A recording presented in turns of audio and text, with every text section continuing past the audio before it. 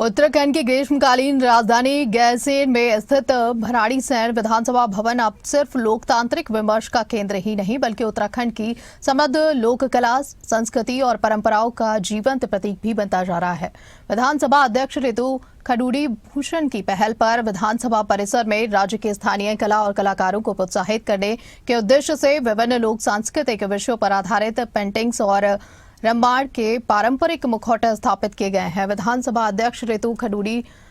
भूषण ने कहा कि उत्तराखंड की लोक कला और संस्कृति हमारी पहचान है और विरासत का आधार है। कलाकारों को प्रोत्साहन देना और उनकी कला को सार्वजनिक और गरिमामय स्थलों पर स्थान देना संस्कृति संरक्षण की दिशा में एक आवश्यक और सार्थक प्रयास है। उन्होंने कहा कि एक महिला होने के नाते उनका कला, संस्कृति और रचनात्मक अभिव्यक्ति से विशेष जुड़ाव है और वे चाहती हैं कि उत्तराखंड की परंपराएं आने वाली पीढ़ियों तक जीवंत रूप में पहुंचे। कुछ बच्चे वो मेरे पास आए तो उनसे बातचीत करने के बाद मुझे ये समझ आया कि जो हमारा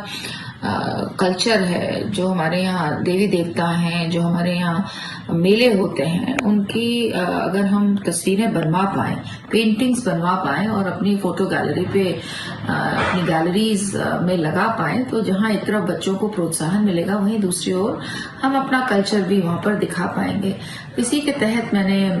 भराड़ीसैंण में हमारी जो गैलरीज हैं सदन की या भवन की जो गैलरीज हैं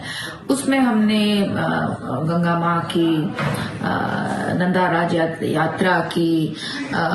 ढोल दमों की, हमारी जो पोशाक है उनकी, इस जेवर हैं उनकी, काफी ऐसी तस्वीरें वहाँ के बच्चों के द्वारा बनाई। हमारे उत्तराखंड के बच्चे हैं, उन्होंने ये तस्वीरें बनाई और वहाँ पर लगाई हैं। साथ ही साथ रम्माण को किस तरह से और हम